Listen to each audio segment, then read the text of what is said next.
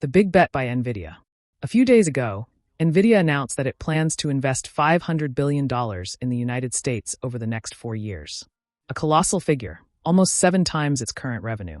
But what's surprising is what they plan to spend it on. Not more consumer GPUs, but something new, AI factories.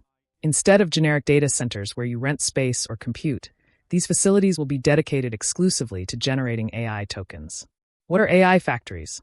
Unlike traditional data centers that store and serve files, these factories have a single purpose: producing intelligent tokens at massive scale.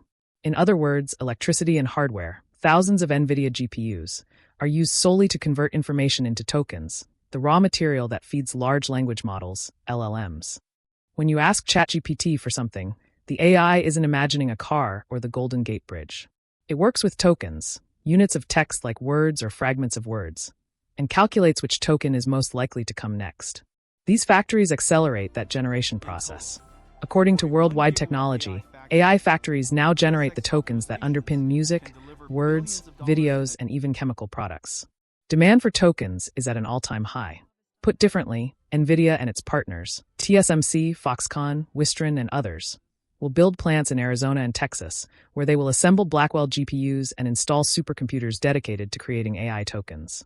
NVIDIA explains that these facilities are part of the critical infrastructure of any modern country. That's why the United States pushed for chips to be made domestically. It shifts production locally, creates jobs, and secures supply amid trade tensions. But in practice, this is a strategic decision. These AI factories will literally produce tokens from electricity, instead of delivering your email or photos, and will turn those tokens into useful intelligence for all industries. The AI bubble. NVIDIA's bet comes amid a frenzy of AI investment. Every day brings headlines of massive deals. OpenAI signed a $300 billion cloud computing agreement with Oracle over 5 years to power its models. Microsoft and others are building mega data centers like Stargate in Texas, promising investments in the hundreds of billions. Meanwhile, AI startups raised $44 billion in the first half of 2025, more than all of 2024 combined. Goldman Sachs estimates that AI investments this year will exceed $200 billion, but analysts believe the real figure will be much higher. Morgan Stanley estimates nearly $3 trillion spent on data centers by 2028.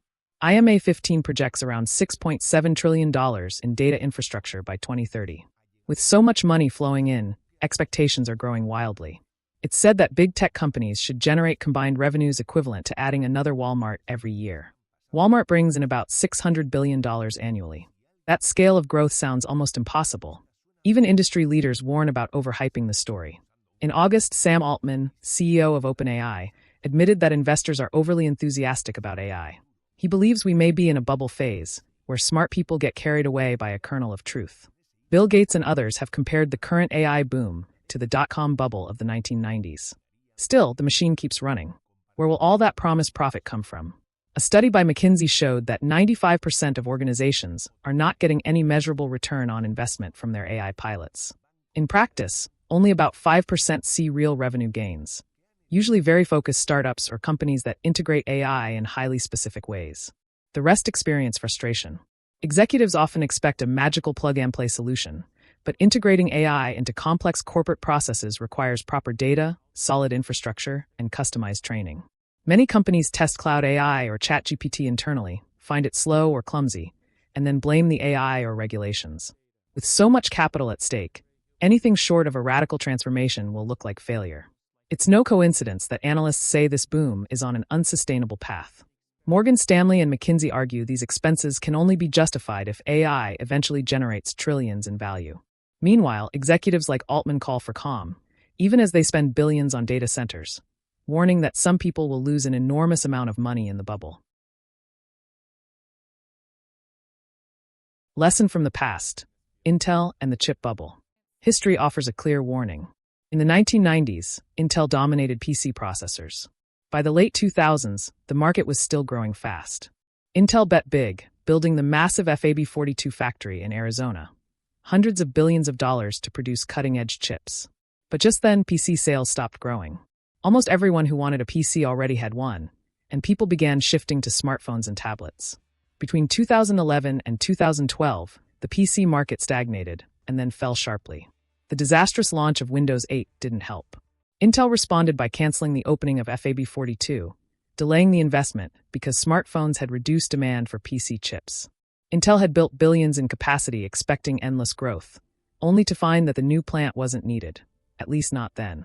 NVIDIA faces a similar risk, but on a much larger scale. Its AI factories aren't just 10 times bigger than Intel's factory. They're planned to be 100 times bigger.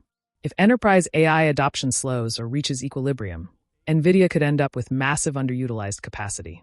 Some question whether we're already approaching a natural limit to what AI can deliver without fundamentally reshaping everything.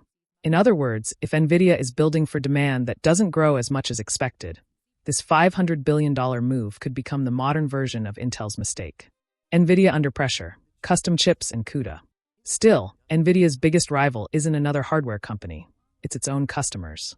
Giants like Amazon, Google, and Microsoft are developing their own AI chips to reduce dependence on NVIDIA. Amazon created its Trainium and Inferentia chips for AWS.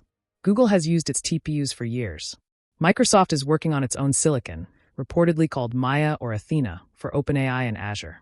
These companies are among NVIDIA's largest GPU buyers. It makes sense they want custom chips that reduce costs and fit their systems perfectly.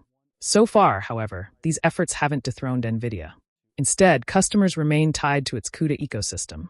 CUDA, launched in 2006, allows developers to program NVIDIA GPUs using common languages like C++ and Python. By opening CUDA early and keeping it constantly updated, NVIDIA created a de facto standard. Almost every AI developer knows CUDA. If you have an NVIDIA GPU, gaming or data center, you can immediately train models without reinventing the wheel. Competitors don't offer the same unified compatibility. AMD, for example, uses different architectures for desktop and server GPUs, complicating development. The result: NVIDIA controls nearly 94% of the data center GPU market, while AMD has around 6%. This dominance worries regulators. Antitrust investigations are underway.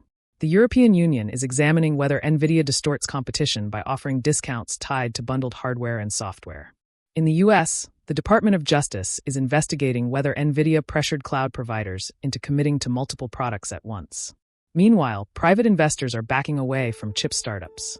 According to Reuters, funding for new AI chip competitors fell by nearly 80% between 2022 and 2023. NVIDIA can bet big with its AI factories, but it isn't invulnerable. What's next for NVIDIA? NVIDIA is playing to win. It's shifting from selling GPUs to offering the entire AI infrastructure, from chips to token-producing centers. Its AI factories are the spearhead of that strategy. But what if it doesn't pay off? If the bubble bursts just as NVIDIA has expanded capacity so aggressively, the fall could be severe. Warning signs are already appearing. AI projects in enterprises, and even at Google, are showing difficulties. For now, NVIDIA remains the flagship name in AI, and its stock reflects that, reaching a $5 trillion market capitalization in 2025. But the future is uncertain. If the global AI economy cools, those $500 billion could be remembered as a leap into the void. One thing is certain: whether it ends in victory or failure, the outcome will have an enormous impact.